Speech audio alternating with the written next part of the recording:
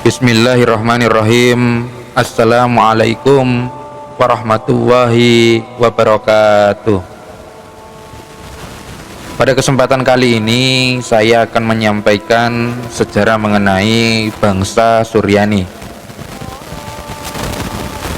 Bangsa Suryani ini merupakan salah satu bangsa yang bermukim di Suriah. Nah, bagaimana kisahnya? Marilah kita simak penjelasan berikut ini.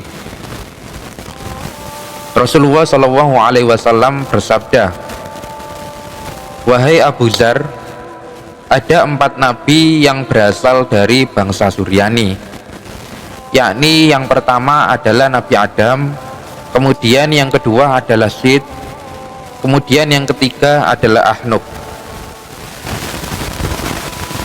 yaitu Nabi Idris alaihissalam. Dan Nabi Idris ini adalah orang yang pertama kali menulis dengan pena. Dan kemudian Nabi yang keempat yang menggunakan bangsa Suryani adalah Nabi Nuh alaihissalam."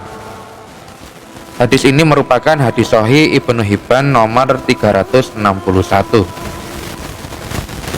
Kata Suryaniyun adalah bentuk jamak dari kata Suryani. Kata Suryani identik dengan kata Arabi. Sementara kata Arabi selain bisa berarti bangsa Arab, juga bisa berarti bahasa Arab. Dengan demikian, mereka berempat menggunakan bahasa Suryani. Nah, bangsa Suryani ini identik dengan dinasti Surya, yakni sebuah nisbat kepada kerajaan-kerajaan kuno yang berpusat di Mesopotamia yang meliputi Sumeria, Akadia, Assyria, Babilonia. Hal ini dikarenakan pusat peradaban manusia awal berada di sana. Selanjutnya dari sana, yaitu Mesopotamia, manusia menyebar ke berbagai penjuru dunia dan membentuk peradaban-peradaban yang baru, di mana di Mesir mereka membentuk kerajaan Fir'aun, di mana kebanyakan yang menjadi raja mereka adalah keturunan Kipti bin Misraim bin Ham bin Nuh alaihissalam. Dan di India mereka membentuk kerajaan-kerajaan kuno di India, di mana kebanyakan yang menjadi raja mereka adalah keturunan Hind bin Kus bin Ham bin Nuh. Begitu pula dengan wilayah lainnya. Tentu saja bahasa Suryani yang dipakai oleh Nabi Adam adalah bahasa Suryani kuno, yakni bahasa yang digunakan sebelum kerajaan-kerajaan tersebut terbentuk.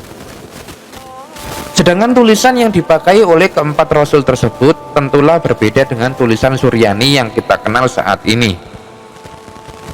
Adapun mengenai bahasa Arab baru digunakan sekitar masa Nabi Hud bin Abdullah bin Robah bin Khulud bin Ad bin Aus bin Iram bin Sam bin Nuh. Sebagaimana sabda Nabi Shallallahu Alaihi Wasallam, ada 4 orang nabi yang berasal dari Arab, yakni Nabi Hud, Nabi Syuaib, Nabi Soleh, dan Nabi Muhammad Shallallahu Alaihi Wasallam. Hadis ini termaktub di dalam Sahih Ibnu Hibban nomor 361. Nah, bahasa Suryani kuno lama-lama menjadi bahasa Mesopotamia. Bahasa Mesopotamia membentuk bahasa Semitik, Yavetik, dan Hamitik. Bahasa Semitik bercabang menjadi Suryani dan Aramik. Dari Aramik inilah bahasa Arab dan Ibrani muncul. Begitu pula dengan bahasa lainnya. Bahasa tersebut terbentuk karena adanya sebuah peradaban dalam sebuah masyarakat. Tiap kelompok masyarakat memiliki bahasa dan dialek yang berbeda-beda. Meskipun demikian, kita bisa melacak bahwa semua bahasa yang ada di dunia ini saling berkaitan, baik secara langsung maupun secara tidak langsung. Nah, sejak zaman Nabi Adam alaihissalam sampai Nabi Nuh alaihissalam, penggunaan bahasa Suryani merupakan hal yang lazim dalam berkomunikasi.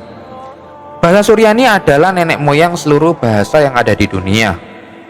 Bangsa Babilonia pada masa Mesopotamia dahulu. Nah, dari bahasa ini muncullah bahasa Ibrani, dari bahasa Ibrani kemudian lahir pecahannya yaitu bahasa Arab. Proses perubahan bahasa ini terjadi sejak masa cucu Nabi Nuh dari anak beliau yaitu Yafis bin Nuh, dan ketika itu hancurnya dialek bahasa anak Nabi Nuh secara tiba-tiba. Sami bin Abdullah al-Makhlud dalam kitabnya Atlasut Tarihul Anbiya war Rasul halaman 80 menjelaskan, Abu Hanifah Ad-Dainuri menyebutkan bahwa pada masa Raja Jam pernah terjadi kekacauan bahasa di Babylon, sebab keturunan Nabi Nuh banyak yang tinggal di sana dan memenuhi daerah tersebut.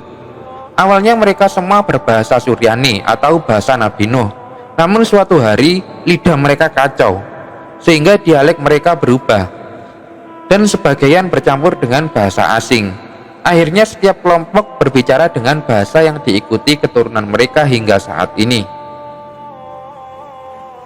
Nah, begitu pentingnya bahasa Suryani sampai-sampai Nabi Muhammad SAW menyuruh sahabatnya yaitu Zaid bin Sabit radhiyallahu anhu untuk mempelajarinya.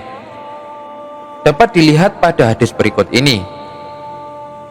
Dari Zaid bin Sabit radhiyallahu anhu berkata, Rasulullah SAW memerintahkanku agar saya mempelajari bahasa Suryani.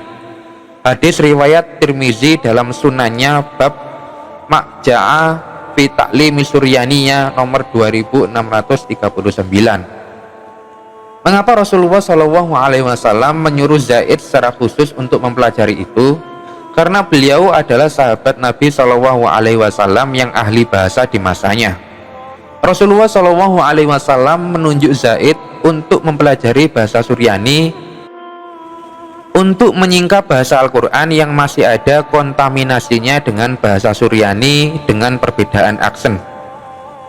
Nah, bahkan Zaid bukan belajar bahasa Suryani, tapi beliau mengkaji bahasa Yahudi atau Ibrani sebagaimana keterangan dari Imam Ali Al-Mubarrakhfuri dalam kitabnya Taufatul Ahwazi jilid ke-7 halaman 413 ketika menjelaskan makna hadis di atas.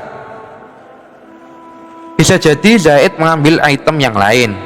Berangkat dari kelaziman bahwa Zaid mempelajari tulisan Yahudi berarti mempelajari dialeknya, dan dialek mereka ada kesuryaniannya. Namun yang populer bahwa dialek mereka adalah Ibrani. Bisa saja Zaid mempelajari dua bahasa sekaligus karena pentingnya ke arah itu. Apalagi di dalam Al-Quran terkandung juga bahasa kosakata bahasa Suryani, seperti halnya terdapat dalam surat Maryam ayat ke-24. Fanadaha min tahtiha alla tahzani qad ja'ala rabbuka tahtaki sariyah, yang artinya maka Jibril menyerunya dari tempat yang rendah, janganlah kamu bersedih hati, sesungguhnya Tuhanmu telah menjadikan anak sungai di bawahmu. Nah, kata sariyah pada ayat dijelaskan oleh Imam At-Tabari dalam kitabnya Tafsir At-Tabari jilid 18 halaman 176. Maknanya dari Imam Mujahid, kata sariyah berarti sungai dalam bahasa Suryani. Nah, akhirnya Zaid adalah sahabat yang paling paham dengan bahasa Suryani, sehingga beliau diangkat menjadi penulis wahyu yang handal oleh Abu Bakar pada waktu itu. Akan tetapi walaupun begitu, Zaid bin Sabit memiliki keterbatasan intelektualitasnya terhadap bahasa Suryani.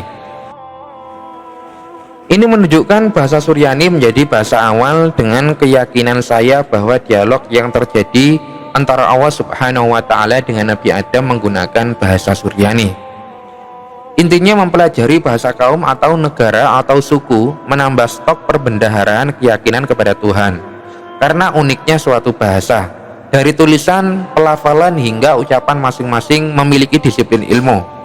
Semakin dalam kita pelajari suatu bahasa, maka semakin kagum kita dengan yang menciptakan bahasa itu.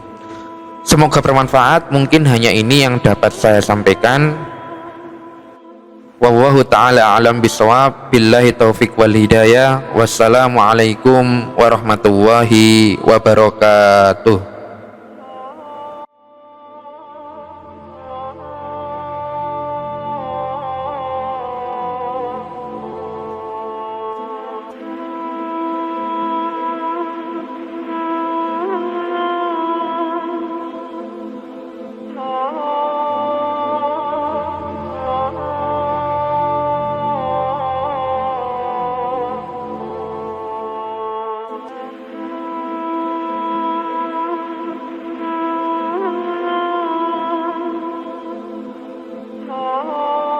Bismillahirrahmanirrahim.